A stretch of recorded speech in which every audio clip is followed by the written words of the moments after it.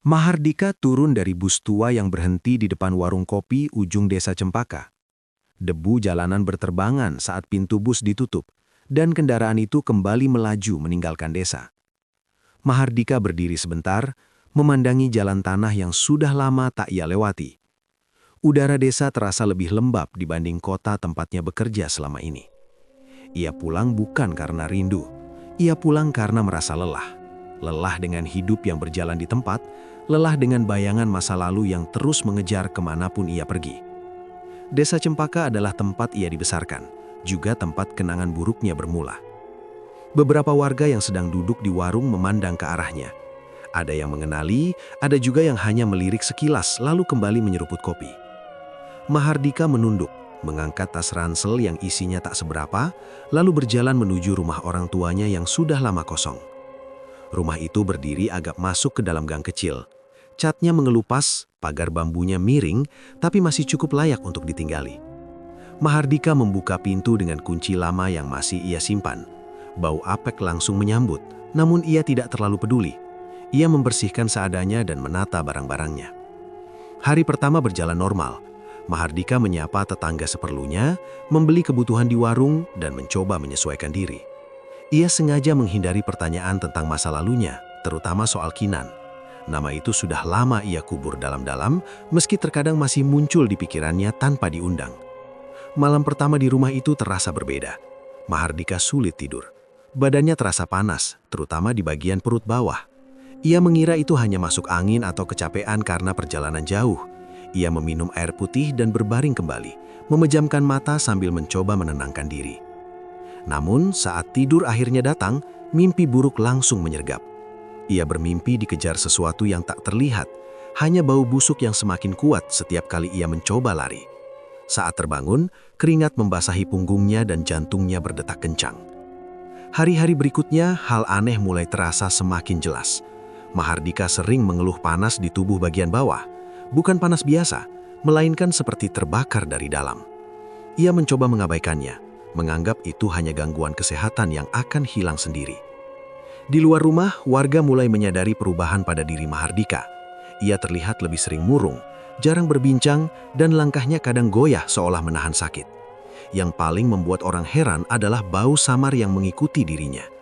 Bau itu tidak menyengat, tapi cukup membuat orang menoleh. Kayak bau bangkai, tapi tipis, bisik seorang ibu saat Mahardika lewat di depan rumahnya. Mahardika sendiri juga mencium bau itu, terutama saat sendirian di dalam rumah. Ia mengira itu berasal dari saluran air atau tikus mati. Ia mencari ke setiap sudut rumah, tapi tak menemukan apapun. Suatu sore saat mandi, Mahardika merasakan perih di bagian kemaluannya. Rasa panas itu kini berubah menjadi nyeri. Ia menunduk, memperhatikan dengan seksama. Kulit di bagian itu tampak lebih gelap dari biasanya. Ada rasa tidak nyaman yang membuat dadanya sesak. Ia mencoba menenangkan diri. Mungkin infeksi, mungkin alergi. Ia berjanji pada dirinya sendiri untuk memeriksakan diri ke puskesmas keesokan harinya. Namun, malam itu kembali menjadi neraka kecil. Mahardika terbangun karena mimpi yang sama. Bau busuk semakin jelas, seperti daging membusuk. Dalam mimpinya, ia mendengar suara perempuan tertawa pelan. Suara yang terasa asing, tapi juga tidak sepenuhnya asing. Saat terbangun, rasa panas di tubuhnya semakin parah. Ia duduk di tepi ranjang, napasnya terengah. Bau itu kini terasa nyata, bukan sekedar bayangan mimpi. Ia menyalakan lampu dan kembali masuk ke kamar mandi. Dengan tangan gemetar, Mahardika membuka celananya. Jantungnya serasa berhenti berdetak ketika melihat kondisinya. Bagian kemaluannya terlihat membengkak, warnanya menghitam tidak wajar. Kulitnya terasa panas dan nyeri saat disentuh. Mahardika mundur beberapa langkah, hampir jatuh terduduk. Kepalanya dipenuhi ketakutan. Ini bukan penyakit biasa. Ia belum pernah melihat atau mendengar hal seperti ini. Ia mencuci dengan air dingin, berharap rasa panas itu berkurang, tapi tidak ada perubahan berarti. Keesokan paginya, Mahardika keluar rumah dengan wajah pucat. Bau samar itu semakin jelas tercium, bahkan saat ia berjalan di luar. Beberapa warga mulai menjaga jarak. Ada yang memandang dengan tatapan aneh, ada pula yang berbisik-bisik. "Dulu nggak kayak gitu," kata seorang pria paruh baya pada temannya. "Sejak pulang kok jadi aneh?" sahut yang lain. Mahardika mendengar semuanya, tapi memilih diam. Ia berjalan cepat menuju puskesmas desa. Di sana perawat dan dokter memeriksanya. Wajah mereka berubah serius, lalu bingung. Tidak ada penjelasan medis yang masuk akal. "Ini aneh," kata dokter itu pelan. "Lebih baik kamu istirahat dulu. Kalau perlu nanti kita rujuk." Mahardika pulang dengan langkah gontai. Jawaban itu tidak memberinya ketenangan. Justru rasa takutnya semakin jadi. Dalam hatinya, nama Kinan muncul lagi, tanpa bisa ia cegah. Wajah mantan pacarnya itu terlintas jelas, bersama kenangan putus yang tidak pernah benar-benar selesai. Malam kembali turun di desa Cempaka. Mahardika mengurung diri di rumah. Rasa panas, bau busuk, dan ketakutan bercampur menjadi satu. Ia duduk di ranjang menatap kosong ke dinding, menyadari bahwa kepulangannya ke desa Belasar bukanlah awal yang tenang. Sesuatu telah menunggunya sejak lama, dan kini perlahan petaka itu mulai bekerja. Hari ketiga setelah pulang, Mahardika sudah hampir tidak bisa keluar rumah. Tubuhnya melemah, wajahnya pucat, dan langkahnya goyah setiap kali berdiri. Rasa panas di tubuh bagian bawah tidak lagi datang dan pergi, tapi menetap seperti api yang tidak pernah padam. Ia hanya bisa berbaring sambil menahan nyeri yang semakin hari semakin sulit ditahan. Saat membuka perban seadanya yang ia pasang, Mahardika melihat kondisi yang membuat perutnya mual. Luka itu kini basah oleh cairan kental berwarna kekuningan. Baunya menyengat, menusuk hidung dan membuat matanya perih. Kulit di sekitarnya terlihat rusak, seperti membusuk perlahan. Ia menutup mulutnya sendiri agar tidak muntah. Belum sempat ia mencerna apa yang dilihat, sesuatu bergerak pelan di sela-sela luka. Mahardika membeku. Dengan nafas tertahan, ia mendekatkan wajahnya. Ada belatung kecil, putih pucat, menggeliat di antara daging yang rusak. Mahardika menjerit pelan lalu menangis tanpa suara. Ia segera menutup kembali lukanya dengan tangan gemetar. Kepalanya terasa ringan, pandangannya bergunang. Ini sudah jauh dari apapun yang masuk akal. Ini bukan sekadar sakit, ada sesuatu yang benar-benar salah. Keluarganya yang masih punya hubungan jauh datang setelah mendengar kabar kondisinya. Mereka membawa Mahardika kembali ke puskesmas desa. Dokter yang sama memeriksa dengan wajah semakin tegang. Ia memanggil perawat lain lalu berdiskusi dengan suara pelan. "Infeksi parah, tapi polanya aneh," kata dokter itu. "Saya belum pernah lihat yang seperti ini." Obat diberikan, antibiotik ditambah, perban diganti. Namun saat Mahardika kembali ke rumah, tidak ada perubahan. Luka tetap basah, bau tidak berkurang, dan belatung muncul lagi seperti tidak terpengaruh obat apapun. Dalam 2 hari, bau itu menyebar keluar rumah. Tetangga mulai mengeluh. Beberapa menutup hidung saat melewati depan rumah Mahardika. Anak-anak dilarang bermain dekat gang itu. "Bau apa sih itu? Kayak bangkai," kata seorang ibu dengan wajah jijik. "Katanya dari rumah Mahardika," sahut yang lain. Bisik-bisik mulai berubah jadi omongan terbuka. Ada yang bilang Mahardika membawa penyakit kotor dari kota. Ada pula yang mulai mengaitkannya dengan hal-hal gaib. "Orang hidup kok busuk begitu," ucap seorang pria tua. "Biasanya kalau bukan kutukan ya kiriman." Mahardika mendengar semua itu dari balik dinding rumah. Setiap kata terasa seperti pisau. Ia ingin keluar dan membantah, tapi tubuhnya tidak sanggup. Rasa sakit dan malu membuatnya memilih diam. Seorang tetangga yang dulu cukup dekat, kini enggan menegur. Saat Mahardika memaksakan diri keluar untuk membeli air mineral, orang-orang menjaga jarak. Pandangan mereka tidak lagi netral, tapi penuh curiga. "Jangan-jangan dia pernah main ilmu," bisik seseorang. "Atau ada yang dia sakiti," sahut yang lain. Nama Kinan mulai muncul dalam obrolan warga. Awalnya hanya 1-2 orang yang mengingat hubungan lama mereka. Lalu cerita itu menyebar tentang putus yang tidak baik, tentang Kinan yang berubah setelah ditinggal, tentang kabar ia sering keluar malam dan mendatangi orang-orang aneh. "Dulu Kinan itu nggak kayak sekarang," kata seorang perempuan di warung. "Sejak ditinggal Mahardika perilakunya beda. Aku dengar dia belajar macam-macam," timpal yang lain dengan suara diturunkan. Mahardika mendengar nama itu disebut dan dadanya langsung sesak. Ia mencoba menepis pikiran buruk. Ia tidak mau menuduh siapapun tanpa bukti. Namun setiap kali rasa sakitnya memuncak, wajah Kinan selalu muncul di benaknya. Malam hari menjadi waktu paling menyiksa. Bau busuk terasa lebih kuat, seperti menempel di udara. Mahardika setengah sadar, terbangun berkali-kali karena nyeri dan rasa geli di luka. Ia merasa seperti ada sesuatu yang hidup di tubuhnya, bergerak perlahan tanpa bisa ia hentikan. Ia mulai berbicara sendiri, mengutuk nasib, menyalahkan diri, lalu terdiam dalam tangis panjang. Ia merasa tidak punya siapa-siapa. Keluarga jauh hanya datang sesekali, warga desa menjauh, dokter tidak bisa memberi kepastian. Pada suatu sore, Mahardika mendengar keributan kecil di luar rumah. Beberapa warga berkumpul, berbicara dengan nada tidak ramah. "Kalau begini terus bisa-bisa satu desa kena," kata seseorang. "Harusnya dia pergi aja," kata yang lain tanpa menurunkan suara. Mahardika menutup telinga dengan bantal. Dadanya sesak. Ia merasa seperti beban yang tidak diinginkan siapapun. Rasa malu berubah menjadi keputusasaan. Ia sempat berpikir untuk mengakhiri semuanya. Pikiran itu datang pelan tapi terus mengganggu. Baginya, hidup seperti ini terasa lebih kejam daripada mati. Namun setiap kali ia mencoba berdiri, tubuhnya terlalu lemah. Di tengah rasa putus asa itu, Mahardika menyadari satu hal.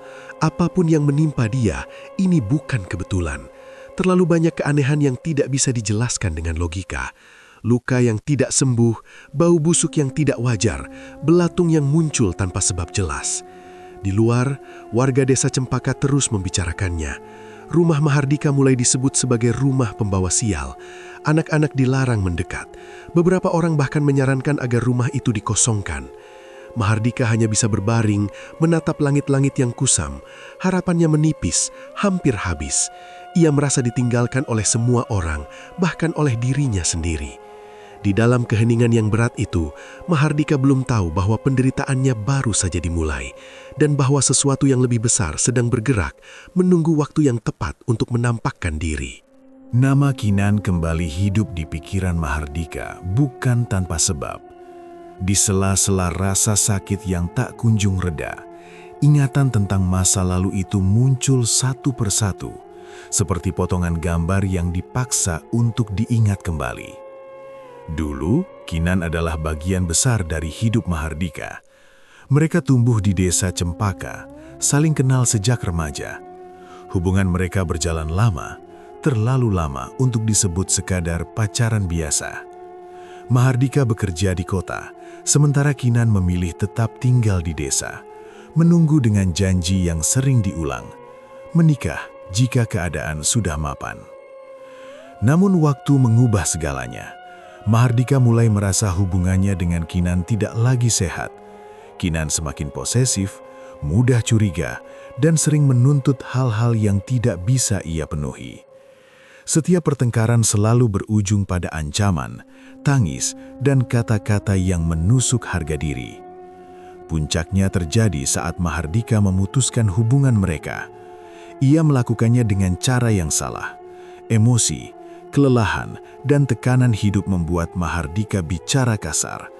Ia menyebut Kinan sebagai penghambat hidupnya, mengatakan bahwa ia malu memiliki pasangan seperti Kinan yang tidak pernah maju. Kata-kata itu menancap dalam. Kinan tidak menangis saat itu. Ia hanya diam, menatap Mahardika dengan mata kosong. Sejak hari itu, Kinan berubah. Di mata warga desa Cempaka, perubahan Kinan terlihat jelas. Ia jarang bersosialisasi, sering keluar malam, dan beberapa kali terlihat pergi ke desa lain dengan pakaian serba hitam. Ada yang melihatnya pulang menjelang subuh, wajahnya pucat dan matanya cekung. Tak lama kemudian, Kinan mulai mendatangi seorang dukun tua yang tinggal di daerah hutan kecil di luar desa. Dukun itu dikenal tertutup dan jarang berinteraksi dengan warga. Orang-orang hanya tahu satu hal, siapapun yang datang ke sana biasanya membawa masalah besar. Kinan datang bukan untuk sembuh, melainkan untuk membalas. Ia membawa foto Mahardika, potongan pakaian lama, dan benda-benda pribadi yang masih ia simpan. Dendamnya tidak hanya soal ditinggalkan, tapi soal harga diri yang diinjak-injak. Ilmu yang ia pelajari bukan ilmu sembarangan. Itu adalah santet yang menyerang kehormatan laki-laki. Santet yang tidak langsung membunuh, tetapi membuat korban hancur perlahan. Tubuh membusuk, bau menyebar, dan rasa malu menjadi bagian dari penderitaan sehari-hari. Dukun itu memperingatkan Kinan, ilmu tersebut tidak bisa ditarik kembali begitu saja. Jika ada yang melawan atau mematahkan, akibatnya akan kembali ke pengirimnya. Namun Kinan tidak peduli. Baginya, penderitaan Mahardika jauh lebih penting daripada keselamatannya sendiri. Saat Mahardika kembali ke desa Cempaka, Kinan tahu dari kabar warga. Ia merasakan kepuasan aneh ketika mendengar kondisi mantan kekasihnya memburuk. Namun di balik itu, ada rasa gelisah yang mulai muncul. Suatu malam, saat Kinan sedang duduk sendirian di kamarnya, tubuhnya tiba-tiba bergetar. Bukan karena dingin, melainkan seperti ada aliran panas yang naik dari kaki ke dada. Ia terjatuh dari kursi, nafasnya memburu. Ia merasa ada sesuatu yang mengawasi, bukan dari luar, tapi dari dalam dirinya sendiri. Dada Kinan terasa sesak, dan telinganya berdenging. Dalam hati kecilnya, ia tahu ini bukan tanda baik. Ini adalah pertanda bahwa ilmu yang ia kirim mulai mendapat perlawanan. Di sisi lain desa, Mahardika mengalami hal yang tidak kalah menakutkan. Pada malam yang sama, ia terbangun karena merasa kamarnya lebih gelap dari biasanya. Lampu menyala, tapi sudut ruangan terasa seperti diselimuti bayangan tebal. Mahardika mencoba bangun, namun tubuhnya lemas. Saat itulah ia melihatnya. Di pojok kamar, berdiri sosok hitam tanpa wajah yang jelas. Tubuhnya tinggi, diam, dan tidak bergerak. Bau busuk yang biasa ia cium, kini terasa lebih kuat. Mahardika menutup mata, berharap itu hanya halusinasi. Namun ketika ia membuka mata kembali, sosok itu masih ada. Kali ini, lebih dekat. Dadanya sesak, nafasnya tercekat. Ia tidak bisa berteriak. Bayangan itu tidak menyentuhnya. Ia hanya berdiri, seolah memastikan sesuatu. Lalu perlahan memudar, meninggalkan ruangan dengan suhu yang terasa lebih dingin. Setelah kejadian itu, Mahardika tidak lagi meragukan apa yang menimpanya. Ini bukan sakit biasa. Ini bukan kebetulan. Ada seseorang yang menginginkannya menderita sebelum mati. Keesokan harinya, kabar tentang Kinan semakin santer dibicarakan warga. Ada yang mengatakan Kinan terlihat linglung. Ada juga yang melihatnya muntah hitam di halaman rumahnya. Namun Kinan tetap menutup diri, tidak mau menemui siapapun. Di dalam hatinya, Kinan mulai takut. Ilmu yang ia banggakan kini terasa seperti jerat yang perlahan menutup. Ia mencoba menghubungi dukun itu, tapi rumah di pinggir hutan terlihat kosong saat ia datang.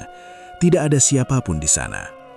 Malam berikutnya, Kinan kembali merasakan panas yang sama, lebih kuat dari sebelumnya. Ia terbangun dari tidur dengan jeritan tertahan. Cermin di kamarnya retak tanpa sebab, dan di pantulannya, ia merasa melihat wajahnya sendiri berubah pucat dan asing. Sementara itu, Mahardika semakin sering melihat bayangan hitam, kadang di sudut kamar, kadang di luar jendela. Sosok itu tidak menyerang, hanya hadir, seperti penjaga dari sesuatu yang lebih besar. Mahardika mulai menyadari bahwa penderitaannya telah memasuki tahap baru. Sesuatu sedang bertarung di balik layar. Ilmu gelap yang dikirim kepadanya tidak lagi berjalan satu arah. Dan tanpa ia ketahui, kehadiran kekuatan lain akan segera mengubah segalanya. Pagi itu, suasana di sekitar rumah Mahardika terasa lebih sunyi dari biasanya.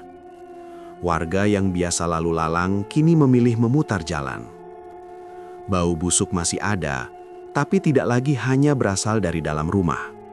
Seolah-olah bau itu menyebar ke udara sekitar, membuat orang enggan berhenti terlalu lama. Mahardika terbaring lemah di kamarnya. Tubuhnya semakin kurus, matanya cekung, dan pikirannya kacau. Bayangan hitam yang sering muncul kini tidak selalu terlihat jelas, tapi kehadirannya terasa. Seperti ada sesuatu yang duduk di sudut ruangan, memperhatikan tanpa suara. Saat itulah suara langkah terdengar dari luar rumah. Langkah pelan, tertatih, disertai bunyi tongkat kayu yang sesekali menyentuh tanah. Mahardika mengira itu hanya halusinasi lain. Namun langkah itu berhenti tepat di depan pintu. Pintu diketuk pelan. Mahardika tidak menjawab, tenaganya hampir habis. Ketukan terdengar lagi, kali ini disertai suara perempuan tua.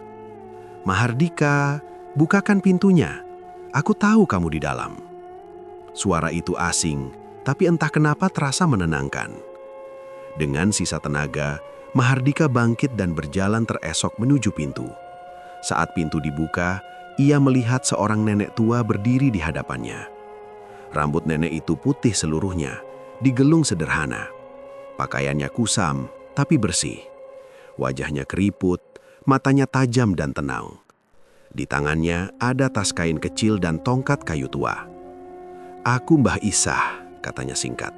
"Aku dengar kamu butuh bantuan." Mahardika ingin bertanya dari mana nenek itu tahu keadaannya, tapi kata-kata tidak keluar. Tubuhnya gemetar, dan tanpa sadar ia hampir jatuh. Mbah Isah sigap menopangnya dan membantu Mahardika kembali ke kamar. Begitu masuk ke kamar, Mbah Isah berhenti melangkah. Ia menghirup udara dalam-dalam, lalu menghela napas panjang. "Busuknya bukan dari tubuh saja," ucapnya pelan. "Ada ikatan yang ditanamkan." Mbah Isah duduk di kursi kayu di samping ranjang. Ia tidak langsung memeriksa luka. Matanya menyapu ruangan, berhenti di sudut-sudut gelap yang selama ini sering menjadi tempat bayangan hitam muncul. "Ini santet busuk," kata Mbah Isah akhirnya. "Santet pengikat kehormatan. Tujuannya bukan cepat membunuh, tapi bikin kamu rusak pelan-pelan, malu, lalu mati dengan sisa harga diri." Mahardika menelan ludah. Dadanya sesak, tapi juga terasa lega.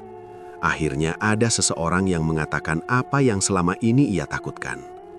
"Yang ngirim orang yang kenal kamu dekat," lanjut Mbah Isah. "Orang yang hatinya penuh dendam." Nama Kinan tidak disebut, tapi Mahardika tahu siapa yang dimaksud. Mbah Isah menatap Mahardika lama. Tatapannya membuat Mahardika merasa telanjang, seolah semua kesalahan masa lalunya terbaca jelas. "Kalau kamu mau diselamatkan," kata Mbah Isah tegas, "aku punya syarat." Mahardika mengangguk lemah. "Pertama, kamu harus jujur. Sama aku, sama dirimu sendiri. Jangan ada yang ditutup-tutupi. Kedua, kamu harus menyesal. Bukan karena kamu sakit, tapi karena kesalahan yang pernah kamu buat. Ketiga, kamu harus siap menanggung malu. Prosesnya tidak bersih, tidak nyaman dan tidak bisa disembunyikan." Mahardika terdiam. Air matanya mengalir tanpa ia sadari. Ia mengangguk lagi, kali ini lebih mantap. "Aku siap, Mbah," ucapnya lirih. Mbah Isah membuka tas kainnya. Ia mengeluarkan beberapa benda sederhana. Segenggam garam kasar, botol kecil berisi cairan keruh, seikat daun kering, dan kain putih lusuh. "Ini baru awal," kata Mbah Isah. "Bukan buat sembuh, buat nahan." Ritual awal dilakukan sore itu juga. Mbah Isah meminta Mahardika dibaringkan di lantai kamar, dialasi kain putih. Ia menaburkan garam di beberapa titik, lalu mengoleskan cairan dari botol ke dahi dan perut Mahardika. Begitu cairan menyentuh kulit, Mahardika menjerit. Rasa panas menjalar cepat seperti disiram air mendidih. Bau busuk mendadak menguat, jauh lebih menyengat dari sebelumnya. Di luar rumah, beberapa warga yang kebetulan lewat berhenti. Mereka mencium bau itu, lebih kuat dari hari-hari sebelumnya. Ada yang muntah, ada yang menutup hidung sambil berlari menjauh. Saat matahari mulai tenggelam, suasana berubah semakin berat. Angin berhembus pelan, membawa bau bangkai ke seluruh penjuru gang. Lampu rumah Mahardika berkedap-kedip, lalu mati. Di dalam kamar, Mahardika melihat sesuatu bergerak di sudut matanya. Bayangan hitam itu muncul lagi, kali ini lebih dari satu. Mereka berdiri mengelilingi ruangan, diam, seolah menunggu. Mbah Isah tidak gentar. Ia berdiri tegak, membaca doa dengan suara rendah namun jelas. Tongkat kayunya diketukkan tongkat ke lantai 3 kali. Bayangan-bayangan itu bergerak gelisah. Salah satunya mendekat, membuat suhu ruangan turun drastis. Mahardika menggigil, giginya gemeretuk. "Jangan takut," kata Mbah Isah tanpa menoleh. "Mereka cuma penjaga. Yang utama belum datang." Beberapa saat kemudian, suara aneh terdengar dari luar rumah. Seperti suara sesuatu diseret di tanah. Bau busuk semakin menjadi. Mahardika berasa perutnya melilit lalu muntah cairan hitam ke lantai. Mbah Isah segera menutup ritual awal itu. Ia menepuk dada Mahardika dan menyuruhnya menarik napas dalam-dalam. "Cukup untuk hari ini," katanya. "Kalau dipaksa, tubuhmu nggak kuat." Setelah semuanya reda, Mbah Isah duduk di samping Mahardika. Wajahnya terlihat lelah. "Dengar baik-baik," katanya serius. "Santet kini masih berjalan. Yang barusan cuma bikin lajunya melambat." Mahardika menatapnya dengan mata ketakutan. "Kalau nanti ritual selanjutnya gagal, santet akan mencapai puncaknya. Saat itu, tubuhmu nggak akan bisa bertahan." Mahardika terdiam. Kata-kata itu seperti palu yang menghantam kepalanya. "Tapi kalau kamu tetap jujur, tetap kuat, dan gak lari," kata Mbah Isah menutup, "masih ada harapan." Mbah Isah bangkit berdiri, mengambil tas kainnya. "Ia akan kembali," katanya sebelum melangkah pergi. "Siapkan dirimu, ini belum apa-apa." Pintu tertutup pelan. Mahardika kembali sendirian di kamar yang bau dan gelap. Namun kali ini, di balik rasa takut yang masih kuat, ada sesuatu yang berbeda. Untuk pertama kalinya sejak semua ini bermula, Mahardika merasa tidak sepenuhnya sendirian. Malam itu turun lebih cepat dari biasanya. Langit di atas desa Cempaka gelap pekat, tanpa bintang dan tanpa bulan. Rumah Mahardika tampak sunyi dari luar, namun di dalamnya suasana tegang terasa sejak sore. Mbah Isah sudah datang kembali sebelum maghrib, membawa perlengkapan yang lebih banyak dari sebelumnya. Ia meminta semua lampu dimatikan, hanya menyisakan beberapa lilin yang ditaruh melingkar di tengah kamar. Bau anyir bercampur dengan aroma bahan-bahan ritual membuat udara terasa berat. Mahardika terbaring di lantai, tubuhnya dibungkus kain putih dari dada hingga kaki. Wajahnya pucat, keringat dingin terus mengalir. "Ini malam penentuan," kata Mbah Isah pelan tapi tegas. "Kalau berhasil, kamu hidup. Kalau tidak, santet ini akan mengambil semuanya." Mahardika menelan ludah. Ia sudah terlalu lelah untuk merasa takut berlebihan. Yang ada hanya pasrah dan berharap nenek tua di hadapannya tidak salah perhitungan. Tepat tengah malam, angin kencang tiba-tiba menghantam dinding rumah. Jendela bergetar keras, pintu berderit seperti hendak terbuka sendiri. Lilin-lilin bergoyang liar, nyaris padam. Mbah Isah mulai membaca doa dengan suara yang lebih keras dari biasanya. Tangannya bergerak cepat, menaburkan garam dan abu hitam ke lantai. Begitu doa dilantunkan, suasana langsung berubah drastis. Suhu ruangan turun tajam. Nafas Mahardika terlihat seperti asap tipis. Ia menggigil hebat, meski tubuhnya masih terasa panas dari dalam. Dari sudut kamar, bunyi berdecit terdengar. Kursi kayu yang sejak tadi diam, tiba-tiba bergeser sendiri, menyeret lantai dengan suara memekakkan telinga. Belum sempat Mahardika mencerna apa yang terjadi, suara jeritan melengking terdengar dari luar rumah. Bukan suara manusia yang jelas, lebih seperti campuran tangis dan tawa. Suara itu berputar-putar, mendekat, lalu menjauh. Mbah Isah tetap berdiri di tengah lingkaran lilin. Wajahnya tegang, keringat mengalir di pelipisnya. "Jangan buka mata. Apapun yang kamu dengar, jangan lawan." Namun godaan itu terlalu kuat. Mahardika membuka mata sedikit. Seketika dadanya serasa diremas. Di sekelilingnya, bayangan hitam bermunculan, jumlahnya lebih banyak dari sebelumnya. Mereka bergerak cepat, naik ke dinding, menempel di langit-langit, lalu turun lagi. Salah satu bayangan mendekat ke tubuh Mahardika. Bau busuk langsung menyengat tajam. Mahardika berteriak, tapi suaranya seperti tertahan di tenggorokan. Di saat yang sama, jauh dari rumah itu, Kinan terbangun dari tidurnya dengan jeritan keras. Tubuhnya panas seperti terbakar, bajunya basah oleh keringat. Ia merasakan nyeri hebat di perut dan dada, seperti ada sesuatu yang merayap di dalam tubuhnya. Malam itu, Kinan bermimpi buruk. Dalam mimpinya, ia dikejar makhluk hitam tanpa wajah. Mereka menyeretnya ke tanah berlumpur, menekannya, dan tertawa saat tubuhnya tidak bisa bergerak. Ia mencoba berteriak, tapi yang keluar hanya nafas tersengal. Ia terbangun dengan tubuh gemetar. Di cermin, wajahnya terlihat pucat dan matanya memerah. Panas itu tidak hilang, justru semakin menyiksa. Kinan mulai sadar, apa yang ia kirim tidak lagi berjalan satu arah. Kembali ke rumah Mahardika, serangan semakin brutal. Lemari tua tiba-tiba terbuka sendiri, isinya berhamburan ke lantai, piring pecah tanpa tersentuh. Dinding kamar dipenuhi suara ketukan, seperti banyak tangan memukul dari dalam. Mahardika merasakan sesuatu bergerak di tubuhnya. Rasa geli menjalar cepat, disertai nyeri luar biasa. Ia berteriak, tubuhnya kejang. Mbah Isah terhuyung, nafasnya tersendat, tangannya gemetar saat mengangkat tongkat kayu. Salah satu bayangan hitam melesat ke arahnya, membuat Mbah Isah terjatuh berlutut. Namun nenek tua itu tidak menyerah. Dengan susah payah, ia bangkit lagi. Suaranya meninggi, doa-doa lama dilantunkan dengan bahasa yang tidak dimengerti Mahardika. Tongkatnya dihentakkan ke lantai, membuat lingkaran lilin menyala lebih terang. "Keluar!" teriak Mbah Isah. "Ilmu kotor bukan tempatnya di sini." Bayangan-bayangan itu mengamuk, jeritan terdengar semakin keras. Angin berputar di dalam kamar, membuat kain putih yang membungkus Mahardika berkibar liar. Mahardika merasakan puncak rasa sakit. Dari tubuh bagian bawahnya, rasa panas berubah menjadi sensasi robek yang menyiksa. Ia muntah lagi, kali ini bercampur cairan kental dan bau busuk yang menusuk. Mbah Isah mendekat, meski tubuhnya terlihat hampir roboh. Ia mengoleskan ramuan terakhir ke tubuh Mahardika, sambil terus membaca doa. Tiba-tiba, sesuatu keluar.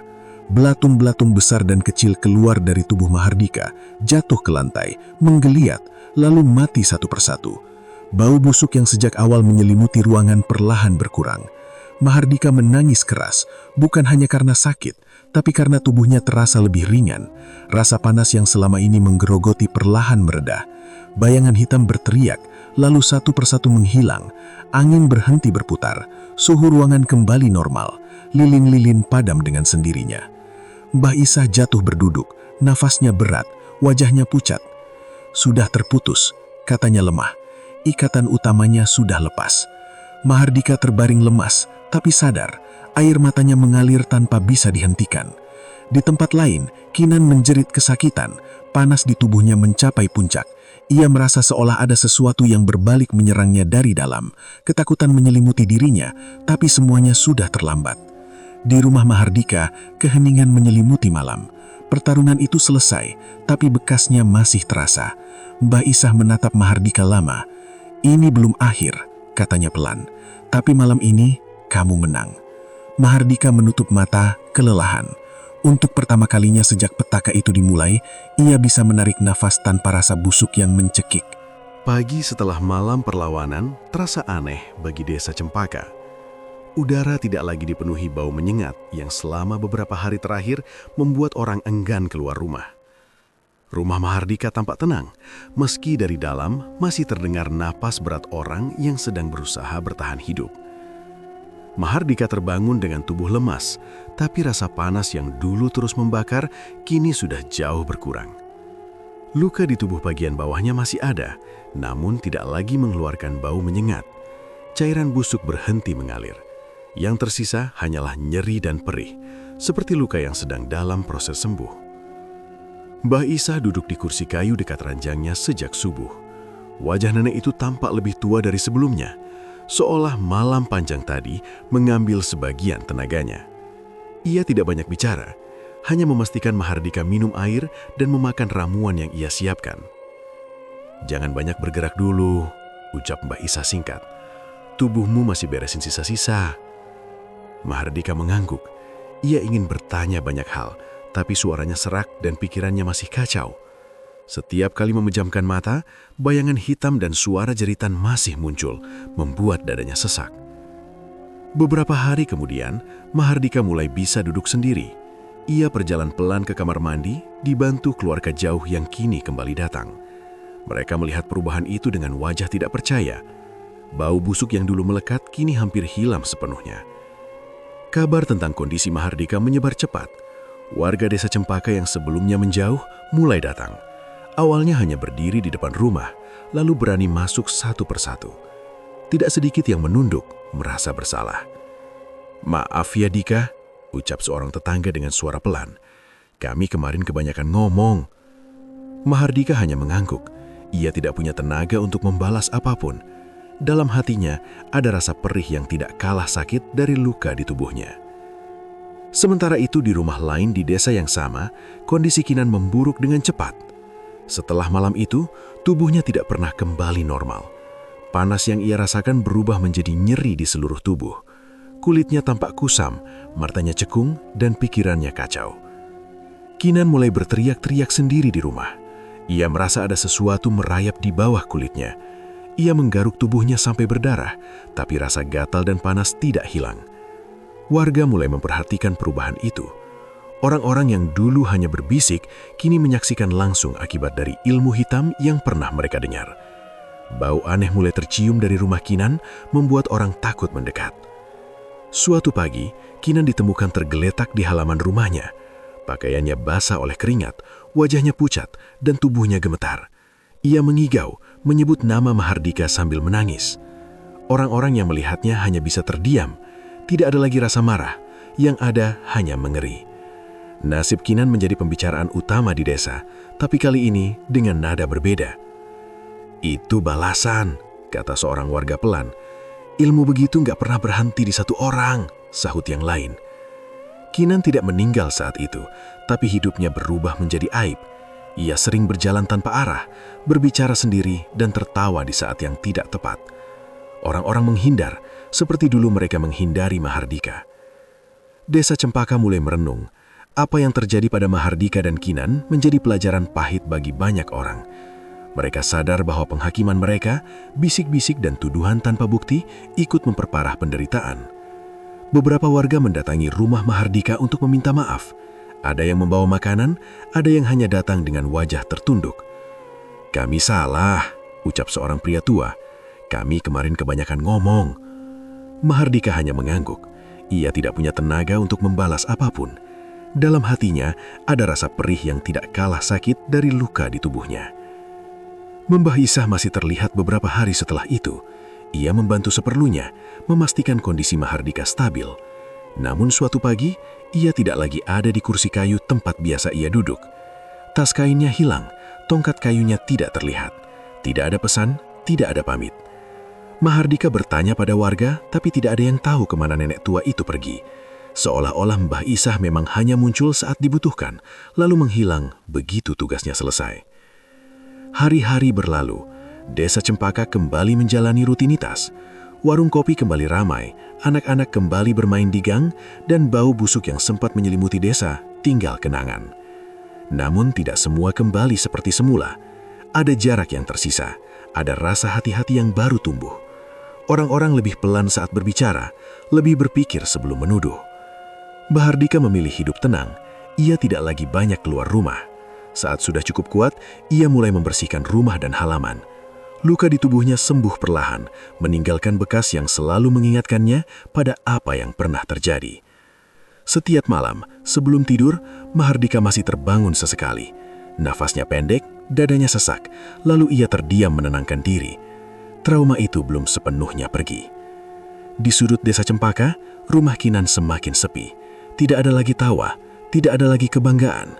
Yang tersisa hanya bisikan pelan tentang karma dan akibat dari dendam. Desa Cempaka kembali tenang, tapi tidak lagi sama. Semua orang belajar dengan cara yang mahal bahwa ilmu hitam selalu menuntut balasan dan luka yang ditinggalkan tidak pernah benar-benar hilang. Beberapa bulan setelah kejadian itu, Desa Cempaka kembali terlihat sunyi seperti dulu. Aktivitas warga berjalan normal, sawah kembali digarap, dan suara anak-anak bermain sore hari terdengar lagi. Namun ketenangan itu bukan ketenangan yang polos. Ada rasa was-was yang tertinggal, seolah desa tersebut pernah disentuh sesuatu yang tidak ingin diingat siapapun. Mahardika perlahan membaik. Tubuhnya sudah tidak lagi kurus kering seperti saat ia terbaring tak berdaya. Luka-luka aneh yang dulu muncul tanpa sebab kini menghilang, menyisakan bekas samar di kulitnya.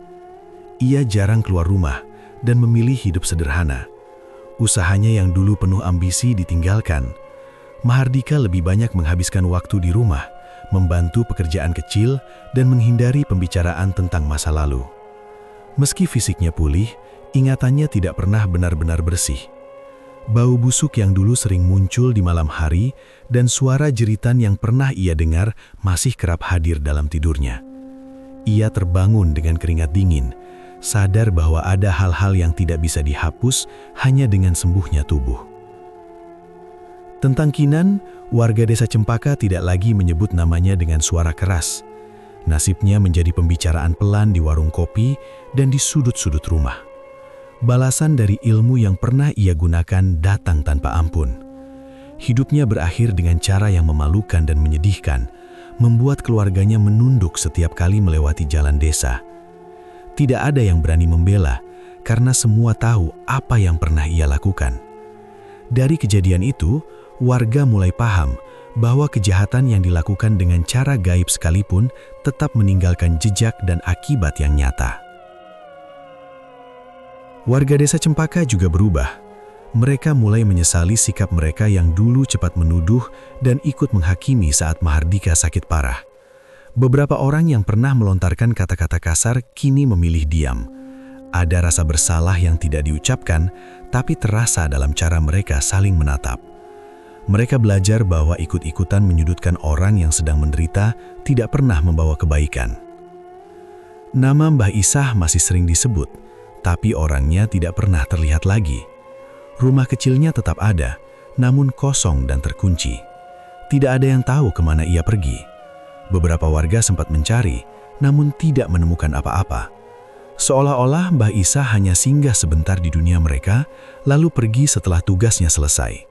Tidak ada pesan perpisahan, tidak ada penjelasan. Hanya jejak kebaikan yang tertinggal. Desa Cempaka memang kembali tenang, tetapi tidak pernah benar-benar sama. Warga menjadi lebih hati-hati dalam bersikap dan berbicara. Mereka belajar dari pengalaman pahit yang hampir merenggut nyawa seseorang dan menghancurkan banyak hati. Dari kisah ini, Desa Cempaka menyimpan pelajaran yang tidak akan mudah dilupakan. Dendam yang dipelihara akan selalu mencari jalan paling kejam untuk melukai pemiliknya sendiri. Ilmu hitam, sekuat apapun terlihatnya, selalu menuntut bayaran, dan harga itu tidak pernah kecil. Menghakimi orang yang sedang menderita hanya akan menambah kesalahan, bukan menyelesaikan masalah. Dan pertolongan sejati tidak datang dari rasa takut atau kepentingan pribadi, melainkan dari keikhlasan. Warga desa Cempaka akhirnya mengerti bahwa yang paling menakutkan bukanlah serangan gaib atau ilmu hitam, melainkan hati manusia yang dibiarkan busuk oleh dendam dan kebencian.